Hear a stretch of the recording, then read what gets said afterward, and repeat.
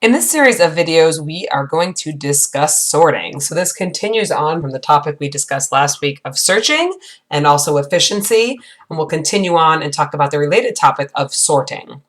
So sorting is the process of arranging things in a particular order, and there are lots of sorting algorithms out there. Some are very inefficient, some are much more efficient, and you can sort things in different orders. So we'll take a look at all of that. We're going to look in particular at two somewhat straightforward and easy algorithms that aren't very efficient, and we're going to look at those two algorithms in detail.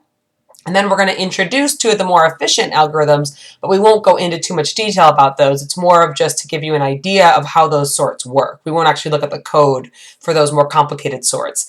Similar to search and efficiency, those of you continuing on to the next course in the Java series will delve into those details about the more complicated sorts, including the code for those sorts, but we won't deal with that in our course. So let's start out with one of the two simpler and inefficient sorts, which is selection sort. The general approach of selection sort is to find a value and put it in its final place in the list. And you do that for each value. So essentially what you do is you scan through the array or the collection, whatever you have, and you find the smallest value. Once you find the smallest value in the list, you swap it with the first position because that smallest value is going to go in the first position. Then once you're done, you have one element in its correct position. So then you start and you scan through the rest of the elements looking for the second smallest, so the next remaining smallest. Once you find it, you swap it with the second position in the list, and now you have two elements that are sorted. Then you scan through and try to find the third smallest value, and when you find it, you swap it with the third position, and now you have the first three elements are sorted. And you just keep doing that until you've gone through all the elements in your list. So again, the basic approach is to find the minimum, put it in the current spot. Find the next minimum, put it in the current spot. Find the next minimum, current, and put it in the current spot. And you just keep on doing that until you've gone through all elements in the array.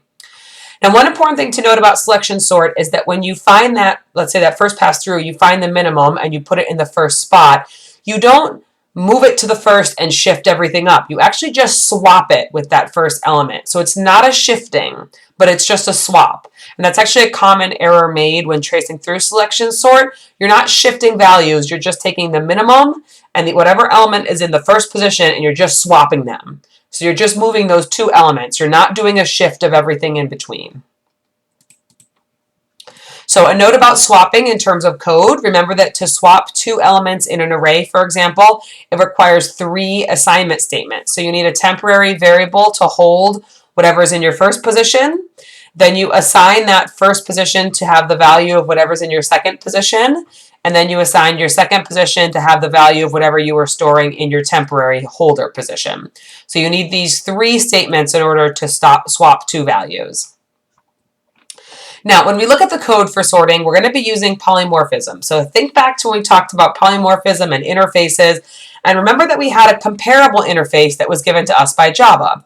Now, when a class implements the comparable interface, that means that they implement the compare_to method. The compare_to method returns an integer, and it takes in one parameter of type object, which means you can compare the current object, or this, to any other object which is passed in as a parameter. The compare_to method returns an integer, and that integer is less than 0 if the invoking object, so this, is less than the parameter. It's 0 if they're equal, and it's greater than 0 if that invoking object is greater than the parameter. So this compare_to method allows you to order things. So it allows you to say, hey, if you give me any object, I can compare it to any other object and tell you if the current object is less than, equal to, or greater than that other object. Having that way of comparing objects allows you to sort, right? Because if we're sorting students in an array, for example, I need to know how to compare 2 students. If I'm sorting numbers, I know how to do that. But if I'm sorting students or course objects or buttons or anything else, I need to know how to compare them. What makes one student less than or greater than another? So the compare_to method is what defines that. So when you write a class, excuse me, you write the compare_to method, and that defines how 2 things are compared.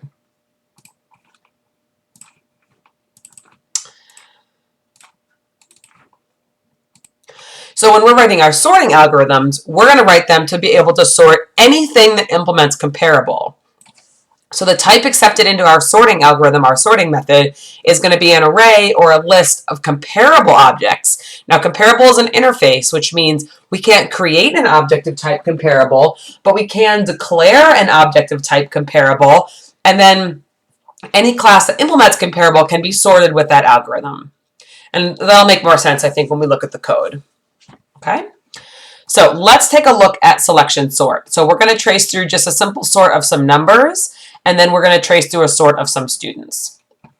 So this is the code for selection sort. So I'm going to start with my main method, just fills up an array of random numbers of 100 numbers, and then I'm going to call the selection. So I'll print it out, sort it, and then print it out again. So here's the actual code for a selection sort. So again, the sort takes in an array of comparable objects. So that means I can pass in an array of integers, an array of students, an array of any class as long as it implements comparable. Because remember, this array, this parameter rather, is compatible, will accept any compatible type. And a compatible type is any class that implements this interface. So if I say that my class implements comparable, that means that I've implemented the compare to method, and that means I can sort it with this class, this method rather. This is much better than writing a selection sort that only takes integers, and then I have to write another selection sort that takes students, and another selection sort that takes dogs, or whatever my other classes are. I don't want to have to do that. I want to write one sort, and then whatever class I want to be able to sort, I just have to make sure it implements comparable. Okay, so let's go through the actual algorithm. So there's two nested loops. The first outer loop is what goes through the array one time. So it starts at position 0, goes up to the end of the array, incrementing each time. And what we do is we say the current minimum is in that index, whatever index I'm looking at. Index 0, then it's going to be 1, then it's going to be 2, etc. I assume that the current minimum in the array is located there, in that index.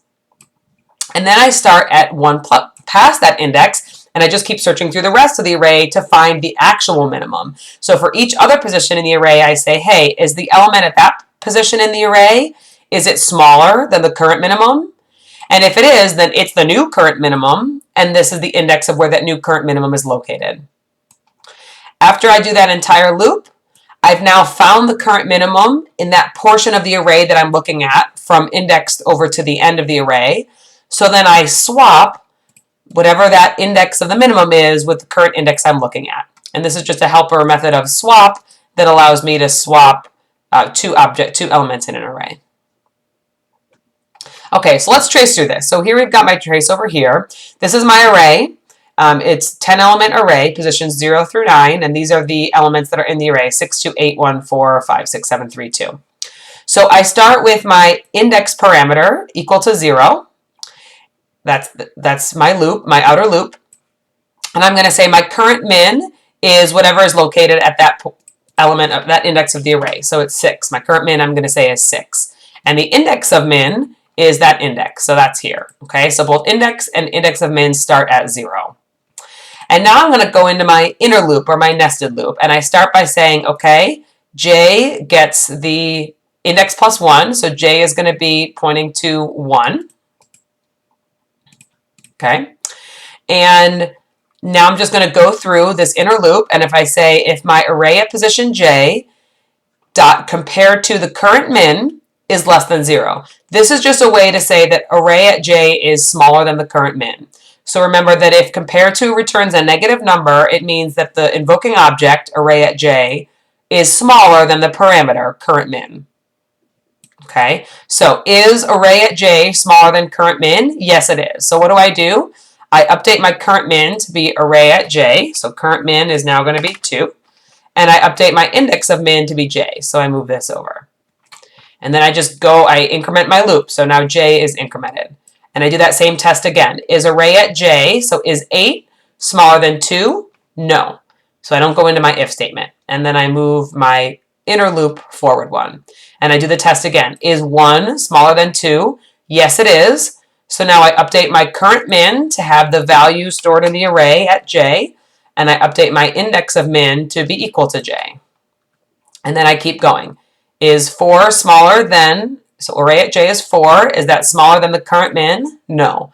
Is 5 smaller than the current min? No. Is 6? No. 7? No. 3? No. 2? No. Okay, so now I'm done with my inner loop. So now I call a swap, and I swap the values that are at position index, which is position 0, and position index of the min, which was position 3. And again, this is a swap. It's not a shift, it's a swap. So I just swap these two values. Okay? And now the first pass of my outer loop is done. So now my outer loop is going to, again, start over. Okay, so my outer loop now, my outer loop index gets incremented. Move it up. And then I get inside my outer loop and I say, okay, my current min is now 2. And my index of the min is index. Okay, now I go into my inner loop. So j gets index plus 1.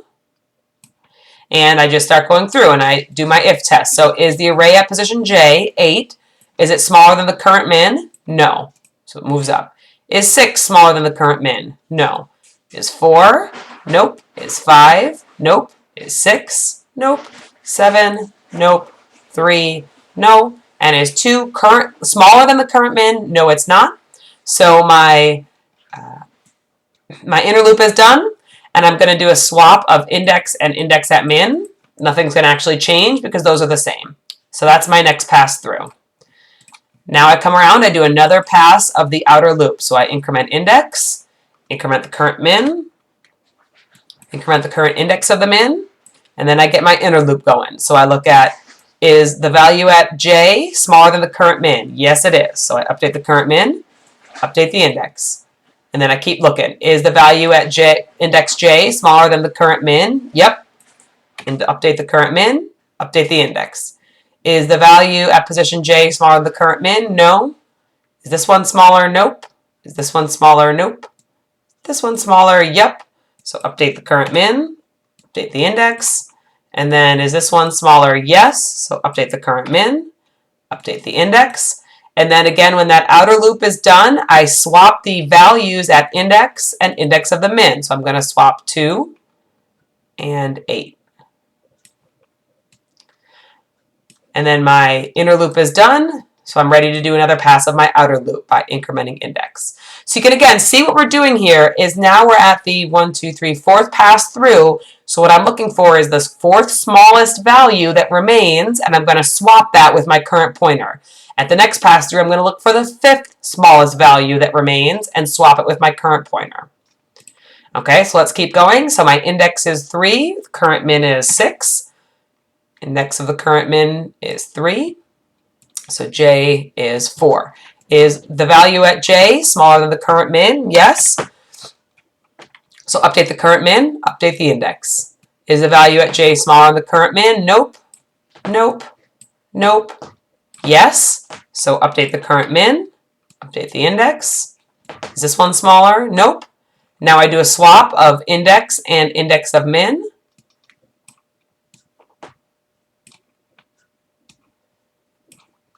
And again, I'm ready for another pass of my outer loop. So I move index, update my current min, update my index of the min. J gets assigned to one position after. Is the value at j smaller than the current min? Nope. Increment it. Nope.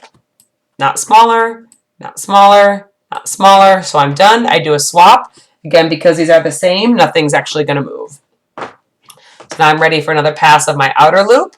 So I update my index to 1, update my current min to 5, index of the min to 5, and j gets the index of 6. Is the value of the array at position 6 smaller than the current min? No.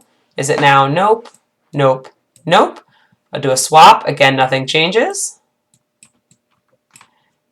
Increment index by 1. Update the current min and the index of the min. J starts here. Is this value smaller than the current min? No. Is this value smaller than the current min? Nope. Is this value smaller than the current min? Nope. Do a swap, but nothing changes. Update the index. Update the current min, index of the min. is, and then j gets index plus 1. Is this value of the at j smaller than the current min? Yes. So update the current min, update the index of the min, then keep going. Is this value smaller? Nope. And I'm done. So now I again do a swap.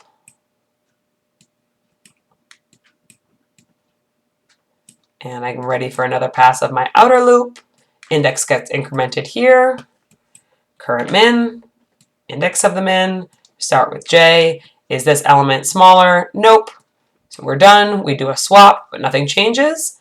And then I would update index to be one more. And that would be the end.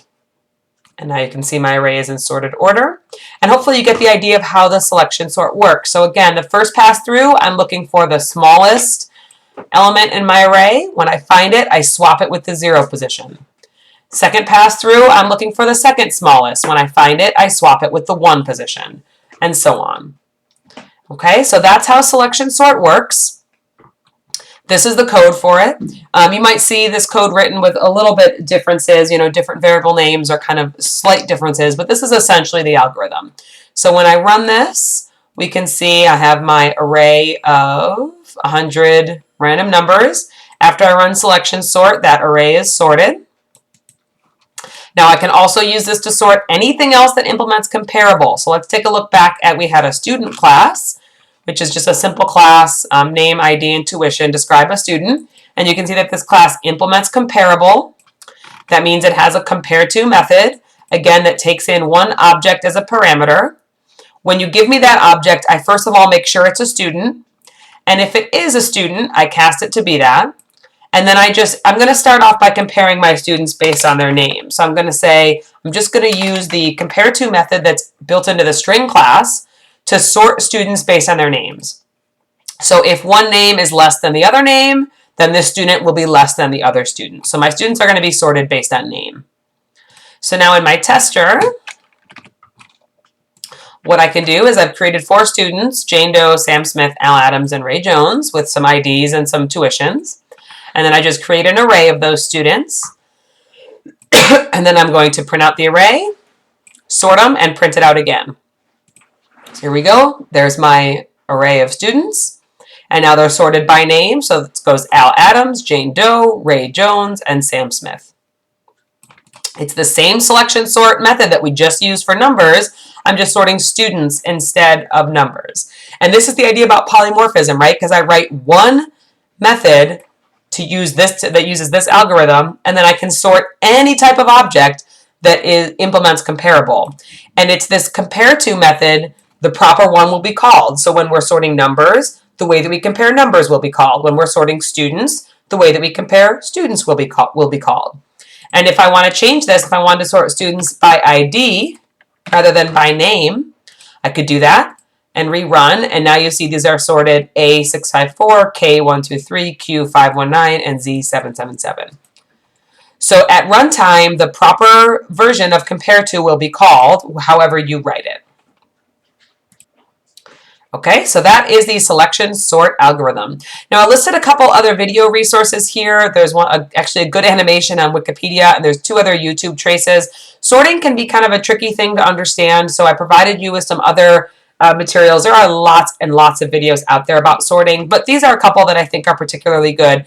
If you find others that you find helpful, I'm going to invite and encourage you to post them to the discussion board and share them with other students. That's in particular for the more complicated sorts, but even these, quote, simpler sorts can be a little tricky to understand. So hopefully the trace that I went through helped, but here are some additional resources if you want to watch some other people do some different kinds of traces with selection sort. For these 2 simpler sorts, selection sort and insertion sort, I do expect you to be able to trace a sort, and I do also expect you to be able to understand the code. Okay, so you should understand the coding of the sorts as well as the trace. So that's selection sort, and in the next video we will look at the other, quote, simple sort, which is insertion sort. The second kind of so-called simple sort that we're going to talk about is insertion sort.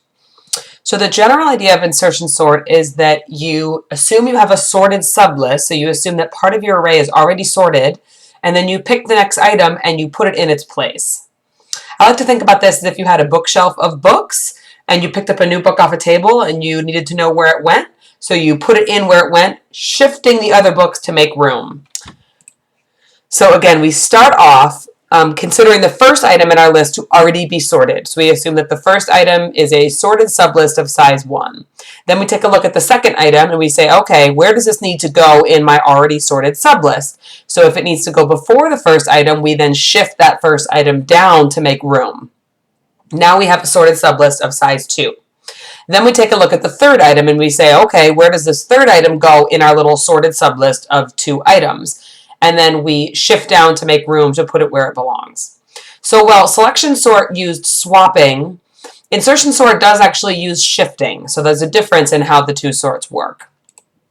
So let's take a look at the code and at an example. So we're going to sort the same array that we had with selection sort using insertion sort. So here's the code. And again, the method header takes in a parameter of type comparable array. So we can sort any object that implements the comparable interface. And we again have a nested loop. For this implementation, we have the outer loop as a for loop and the inner loop is a while loop. So for the outer loop, we're just going to go through all the elements in the array. Now note that we start at position 1 instead of position 0 because we're assuming that the first element in our array, the element at position 0, is an already sorted sublist of size 0. So we're going to start looking for elements that need to be sorted at the next position or element 1. So essentially what we do here is we say that, okay, that's going to be our first unsorted element. And then what we do is we take that element and we kind of move back to the left. And we say, okay, as long as I am not falling off the end of my array, so long as my position is greater than 0, and as long as I'm looking at things that I'm smaller than, let's keep moving left, keep moving left, keep moving left, keep moving left. And then once I have found the place where I need to go, insert that element. All right, so let's take a look. So here again, we have 2 indices. Our outer loop is marked by index. So it starts at position 1. And then we say that the first unsorted element is the array at that position. So our first unsorted element is going to be 2. Okay. So now our position is the same as index. So we line up with position right here. It's 1. And then we say, okay, well, as long as position is greater than 0, it is. And the first unsorted element, which is 2, is less than the array at position -1. So position -1 is here. And the first unsorted is here, is 2. So position is greater than 0 is true. And is 2 less than 6? Yes. All right, so this is first unsorted and saying that it compares to this element here being less than 0 means if this one is less than this one, and it is. So we now go into the loop and we say the array at position, so the array here, is assigned the value of whatever was in array at position -1. So here we're not swapping values, but we're actually just reassigning. So that gets a 6. And then we say position minus minus. So now position moves over to here. Okay. All right, and then we come back up to our while loop. Is position greater than 0? No, it's not. So our while loop test fails, so we are done with our loop. And we execute the line that's after the loop, which says that the array at position gets first unsorted. So this goes here. So after one pass of my for loop, I have the first 2 elements of my list in a sorted sublist of size 2, 2 and 6, positions 0 and 1. All right, so now I'm ready to come back up and do the next pass through my for loop. So I increment index to here, and now the first unsorted element is 8. And position gets index. Okay, so now I say, well, position is greater than 0, yep, and the first unsorted, 8, is less than the array at position of 0. Is 8 less than 6? No, it's not. So I'm done. I exit the while loop. And I say that the array at position gets first unsorted, which just means this is going to get 8, so there's not going to be a change. Okay, now I'm ready for my next pass through, so I increment index. First unsorted becomes 1. Position gets the value of index. While position is greater than 0, it is. And well, first unsorted less than the array at position -1? Yes. So what happens? Array at position gets array at position 1. So this gets the value of 8, and position moves down. Now I go back to my while loop again. Is position greater than 0? Yes. Is 1 less than 6? It is. So I go into my loop again, and array at position gets array at position -1. So this gets 6. Position moves down. Is position greater than 0? Yep. And is 1 less than 6? It is. So I go into my while loop, and now array at position gets array at position -1. Position gets decremented. Now, is position greater than 0? No. So my while loop now fails, and I execute the line of code after it, which is array at position gets first unsorted. So after this pass, I have a sorted subarray of size 4. And you can see that what's happening is when I find excuse me, when I find an element that's smaller, so when I'm looking to insert an element that's smaller, I shift all the elements up. So when I'm going to look to insert 4, I'm going to move 8 to here and 6 to here, and that leaves me room to put in the 4. So insertion sort works by this shifting idea. So let's continue on. So my index gets incremented. First unsorted is 4. Position lines up with index. And then I say, okay, is position greater than 0? Yep. Is my first unsorted less than 8? Yes, it is. So array at position gets array at position -1. So we basically shift the 8 up a notch and then moved our counter down, our position counter down.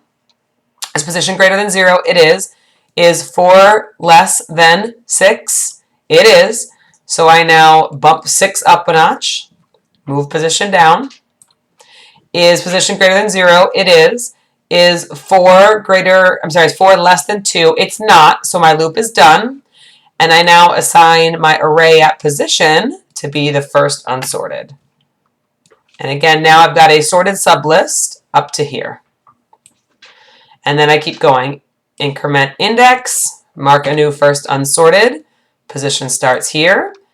Is 5 less than 8? It is, so let's bump 8 up. Move position down. Is 5 less than 6? Yep, let's bump 6 up. Move position down. Is 5 less than 4? Nope. So the loop ends, and I put the first unsorted element there. Bump up my index. Change my first unsorted. Position starts here. And then is position greater than 0? Yep. Is 6 less than 8? It is. So let's bump 8 up. Position shifts down. Is position greater than 0? It is. Is 6 less than 6? It's not. So we're done. And we insert my first unsorted. Move the index up. Update first unsorted. Okay.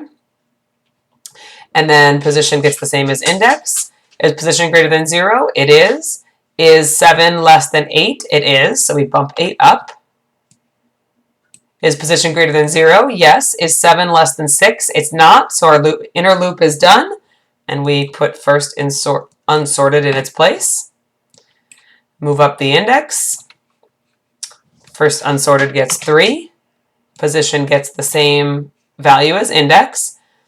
Now we go back in again to the while loop. Is position greater than 0? Yes. Is 3 less than 8? It is. So we bump 8 up. Decrement position. Is 3 less than 7? It is. So we bump 7 up. Decrement position. Is 3 less than 6? It is. So we bump 6 up. Decrement position. Is 3 less than this 6? Yep. So bump it up. Decrement position. Is 3 less than 5? Yep. Bump 5 up. Decrement position. Is 3 less than 4? Yep. So we bump 4 up. Decrement position. Is 3 less than 2? Nope. So we exit the loop. And then we put first unsorted in its place. And we'll make our last pass. Increment index. Increment the first unsorted. Position starts here. And then we say, is position greater than 0? Yes. Is 2 less than 8? It is. So we bump 8 up. Move position down. Is 2 less than 7? Yes. So we move 7 up. Move position down. Is 2 less than 6? Yep. So bump it up. Is 2 less than the other 6? Yep. So bump it up. Is 2 less than 5? Yes, so shift it up. Is 2 less than 4? Yep. Is 2 less than 3? Yep. Is 2 less than 2? It's not. So we exit the loop, insert first unsorted, and now our outer loop is done, and you can see that we've got our sorted array. So again, that's how insertion sort works. It basically assumes that at every point, at every pass through the outer loop, some subset of your array is sorted. So we start with just the 0 index sorted, then the 0 and 1 indices are a sorted sublist. Then we have a sorted sublist of size 3, then size 4, then size 5. And at every time, you're taking the next element that needs to be sorted and you're putting it in place, shifting everything else within the sorted sublist down to make room. Okay, so that's how insertion sort works. And not surprisingly, if I change this code to invoke insertion sort instead of selection sort and run my code, it's going to work just fine. So it's going to sort my numbers, and it's going to sort, right now I have my students sorting by ID. Okay, so those are your two simpler sorts, both insertion sort and selection sort. You should be familiar with the code for running the sorts, as well as be able to trace through how an array is changed while it's being sorted.